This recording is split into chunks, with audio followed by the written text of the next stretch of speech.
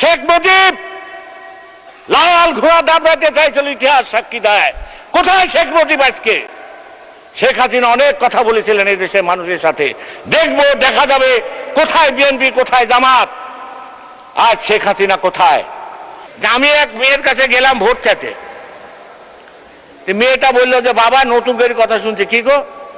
তো বলছে মা বাবা এখন নাকি মরার পর, মানুষের মরার পর আমরা জানি তোমার দিনকে তোমার রবকে এগুলো আল্লাহ জিজ্ঞাসা করে। ওই মেয়েটা আমাকে বলছে যে ভোট কাকে দিছো সেটাও নাকি আল্লাহ রাব্বুল আলামিন এবার জিজ্ঞাসা করবে। শুনতে শুনতে তো আমার মাথা খারাপ হয়ে গেল। আমি আবার গেলাম, যেহেতু ভোট তো সব শেষ হয়ে গেল। পরবর্তীকালে আমি যাই দেখলাম যে এইসব কথা যে মানুষ কর্ণপাত করে নাই, কারণ পুলিশ অতি ভালো হয় কি করবে, দারোগারা হলো 2 নম্বর সব। আমার এলাকার সারিয়া বলে এক লোক ছিল আপনার মন্ত্রী, তার বিচার কি বাংলাদেশের মাটিতে হবে? হওয়ার সুযোগ আছে? সে লুটেরা, তার বাপ ছিল একটা পিয়ন, সে হাজার হাজার কোটি টাকার মানুষ কোত্থেকে হলো, তার মেল কারখানা এখনো চলছে, তার ব্যবসাটা বাণিজ্য চলছে, তার হসপিটাল চলছে। এর বিচার বাংলার মাটিতে করতে হবে, তার ব্যবস্থা করতে হবে। সে রাশিয়া পালায় থাকলে তা কানার ব্যবস্থা করতে হবে। তার দ্বারা আমরা নির্যাতিত, তার কারণে আমার মাকে হারাইছি, আমার বউকে আমি দেখতে পারিনি। অতএব এই বিচার যাতে খুব শীঘ্র হয় তার ব্যবস্থা করতে মাননীয় স্পিকার। আলোচনায় অংশগ্রহণ করবেন রাজশাহী 6 আসন থেকে নির্বাচিত মাননীয় সদস্য জনাব মোহাম্মদ আবু সাইদ চাঁদ। জনাব মোহাম্মদ আবু সাইদ চাঁদ, আপনার সময় 5 মিনিট। ধন্যবাদ আপনাকে।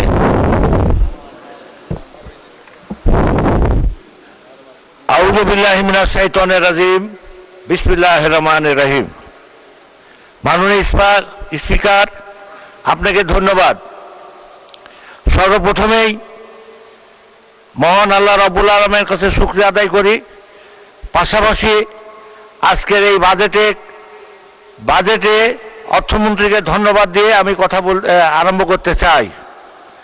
আপনি জানেন মাননীয় স্পিকার, এটা একটা ঐতিহাসিক বাজেট হয়েছে, ঐতিহাসিক বাজেট, যেটা বাংলাদেশের ইতিহাসে কোনো সময় হয়নি। এটাই প্রথম ঐতিহাসিক একটা বাজেট। এই বাজেটের পরপরই আমরা গ্রামে ছিলাম। আমি গ্রামে, আমার নির্বাচনী এলাকায় আমি বাস করি, সেখানে মানুষের হাট বাজারে যত দূর গিয়েছি ততদূর মানুষ খুশি এই বাজেটে।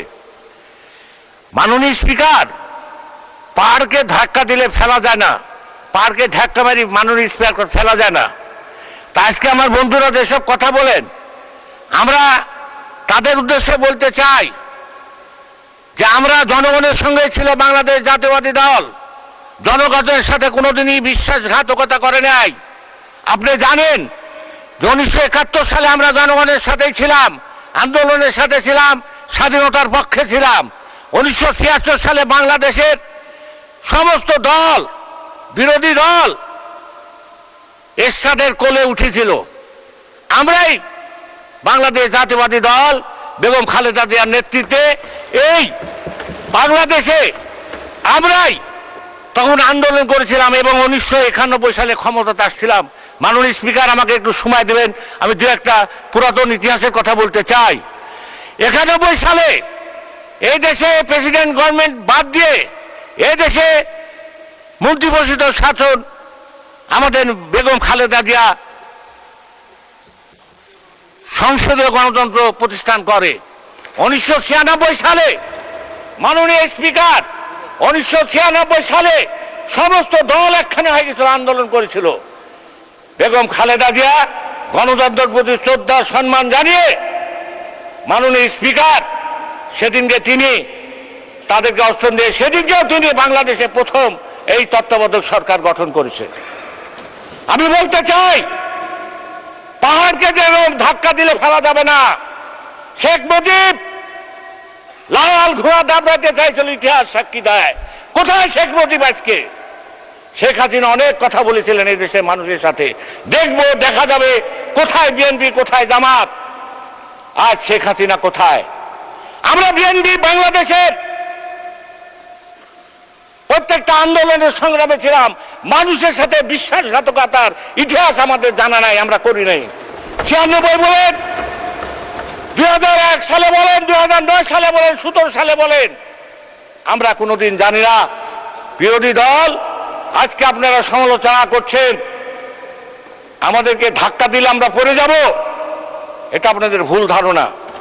আপনারা মনে রাখেন, বিএনপি একটা বিশাল দল, এর পিছিয়ে গণগণ আছেন।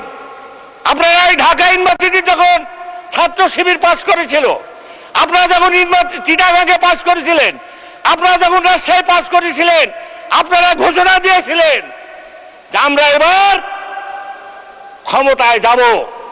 যার কারণে সেই ক্ষমতা কোথায় গেল, কি অবস্থা হলো, বাংলাদেশের জনগণ কাকে সমর্থন করলো, ইতিহাস সাক্ষী দিবে, ইতিহাস সাক্ষী দিবে। আপনারা, আমি যখন একটা মেয়ের কাছে গেলাম ভোট চাইতে, মেয়েটা, স্পিকার বলবো না বলবো না, বলবো কি বলবো, খোকন ভাই বলছে, মাননীয় সদস্য যাই বলেন সংসদীয় রীতিনীতি মেনে বলেন। কথা বলছি না, কি বলবেন আমি তো আর জানি না, সংসদীয় রীতিনীতি মেনে বলেন। হ্যাঁ, একটাও বলিনি, আমি শুধু একটুকুই বলি যে আমি এক মেয়ের কাছে গেলাম ভোট চাইতে, মেয়েটা বললো যে বাবা নতুন করে কথা শুনছি। কি গো? তো বলছে মা, বাবা এখন নাকি মরার পর, মানুষের মরার পর আমরা জানি তোমার দিনকে, তোমার রবকে, এগুলো আল্লাহ জিজ্ঞাসা করে। ওই মেয়েটা আমাকে বলছে যে ভোট কাকে দিছো সেটাও নাকি আল্লাহ রাব্বুল আলামিন এবার জিজ্ঞাসা করবে। শুনতে শুনতে তো আমার মাথা খারাপ হয়ে গেল। আমি আবার গেলাম, যেহেতু ভোট তো সব শেষ হয়ে গেল, পরবর্তীকালে আমি যাই দেখলাম যে এইসব কথা যে মানুষ কর্ণপাত করে নাই। অতএব আমরা আপনাদেরকে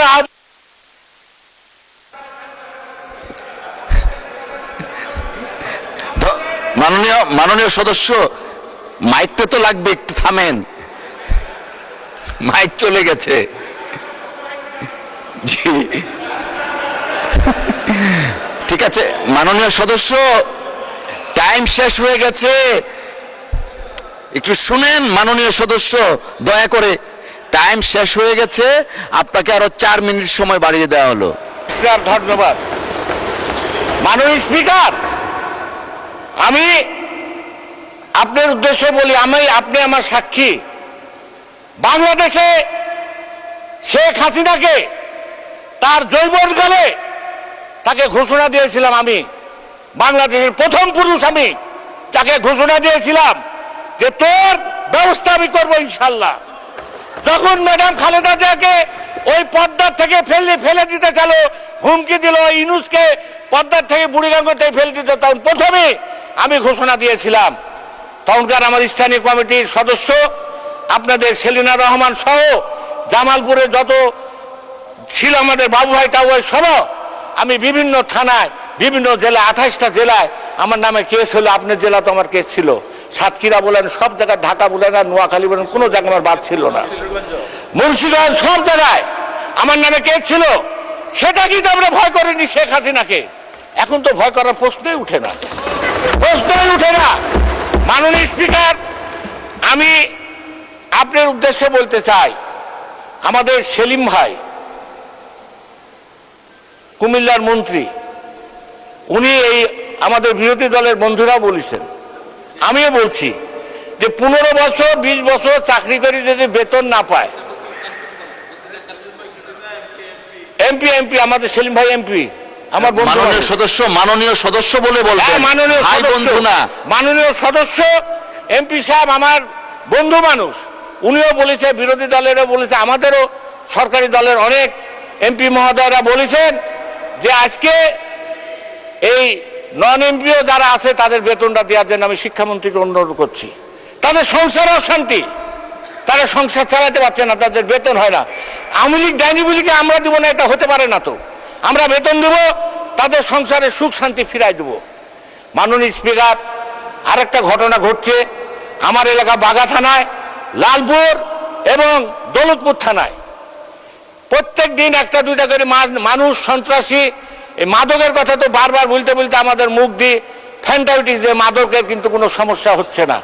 অতএব এই মাদককে ধ্বংস করতে হলে পুলিশ বাহিনীকে আরো শক্তিশালী করতে হবে। কারণ পুলিশ অতি ভালো হয়, কি করবে, দারোগারা হলো 2 নম্বর সব।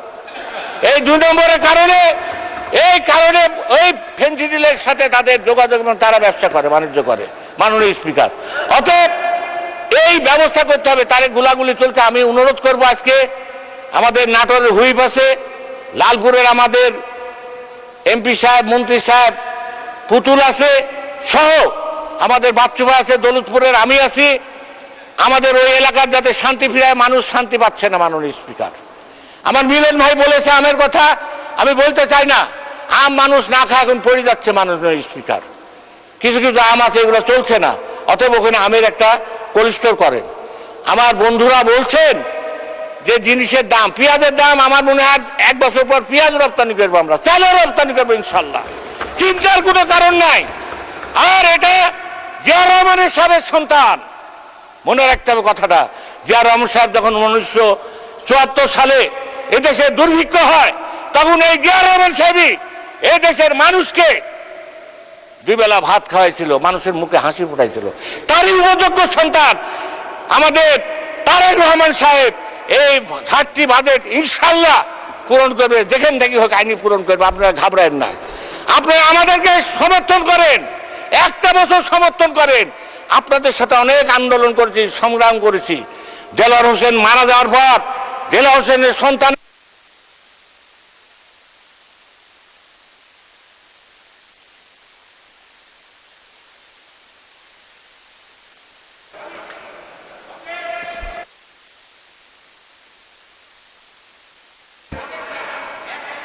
মাননীয় সদস্য, আপনার সময় উত্তীর্ণ হয়েছে, বসেন।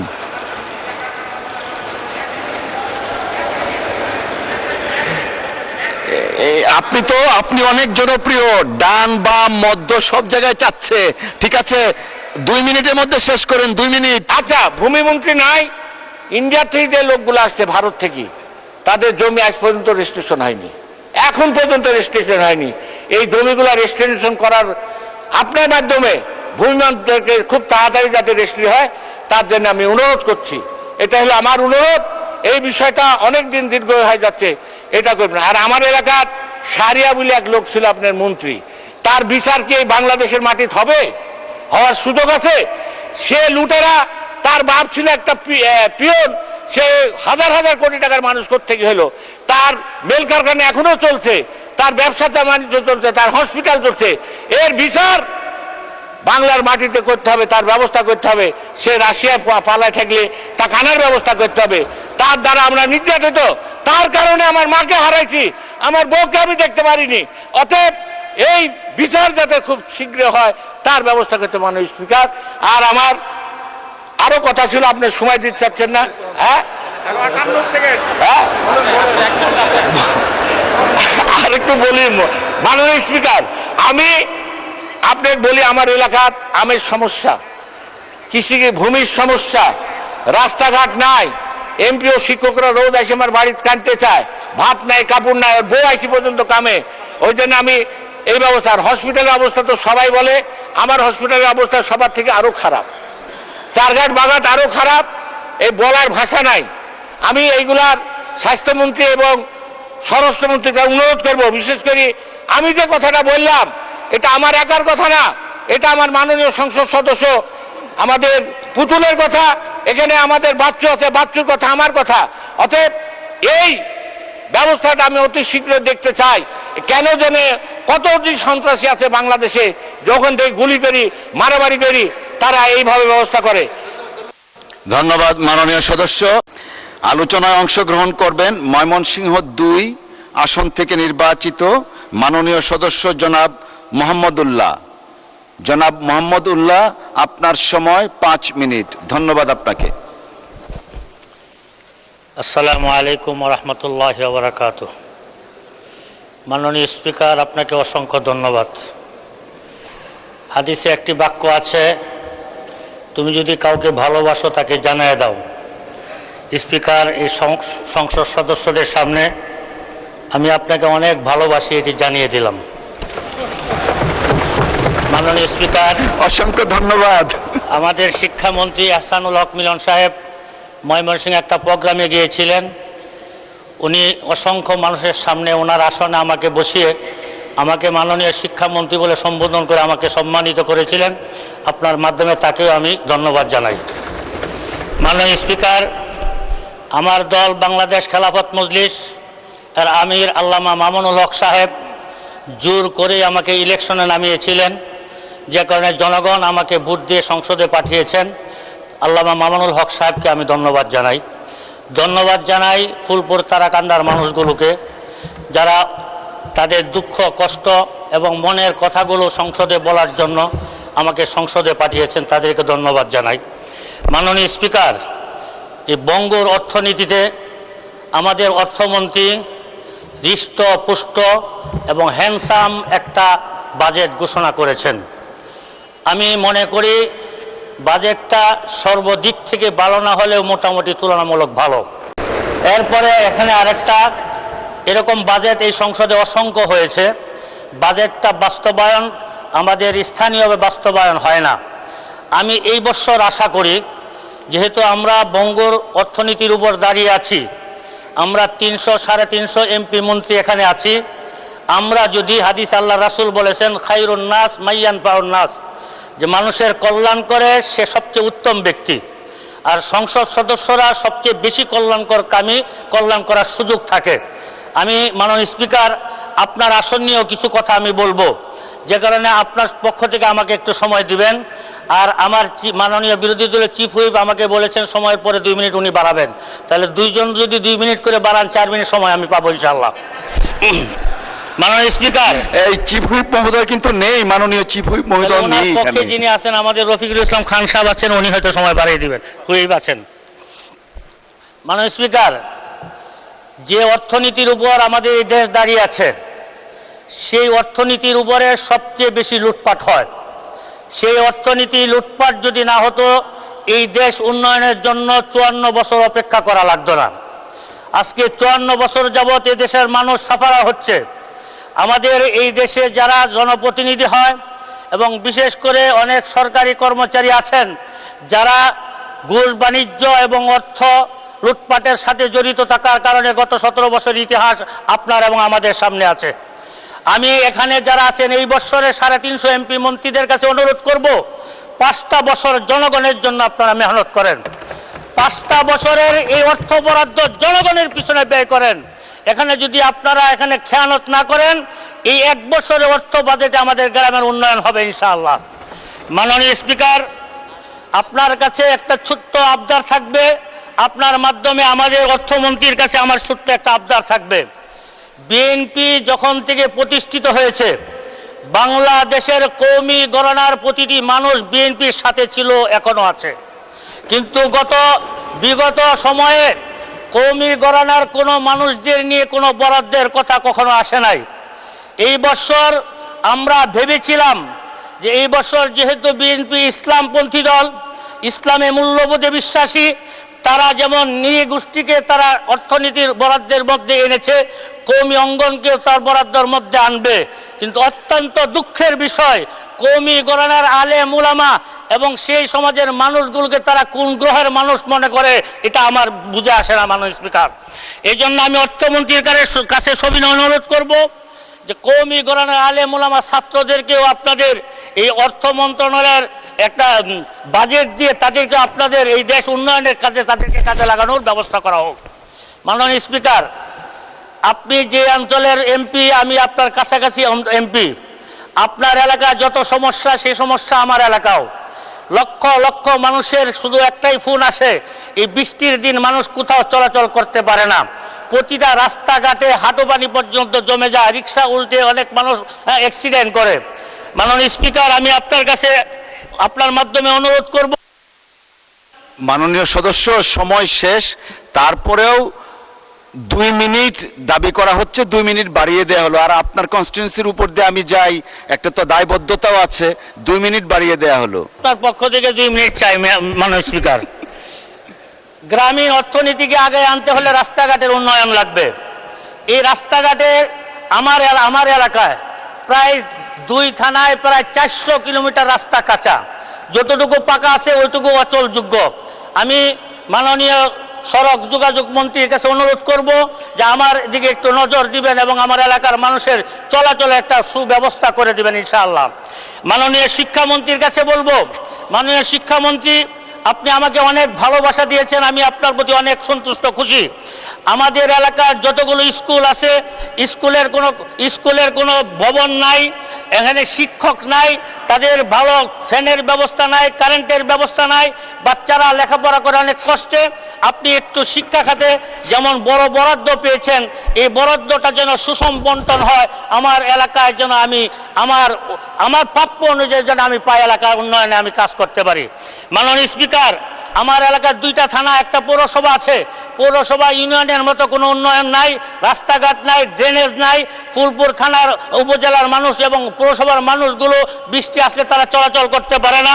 আমি বলবো প্রত্যেকটা পৌরসভাকে যেন উন্নত করা হয়, সি গ্রেড থেকে এ গ্রেডে উন্নত করা হয়। ঠিক তেমনিভাবে তারাকান্দা বিশাল একটা বাজার এবং বিশাল জনগোষ্ঠী এখানে বসবাস করে।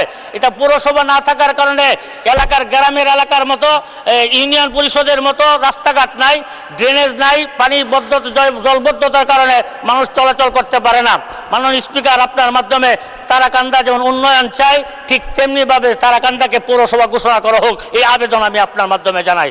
মাননীয় স্পিকার, সময় শেষ হয়ে যাচ্ছে, আপনি দয়া করে একটু সময় আমাকে বাড়িয়ে দিবেন। মাননীয় স্পিকার, স্বাস্থ্য খাত নিয়ে আমি কথা বলেছিলাম, কিন্তু স্বাস্থ্য খাতের আমি শুনেছি যে 101 শয্যা বিশিষ্ট হাসপাতালের একটা অনুমোদন হয়েছে, কিন্তু অনুমোদন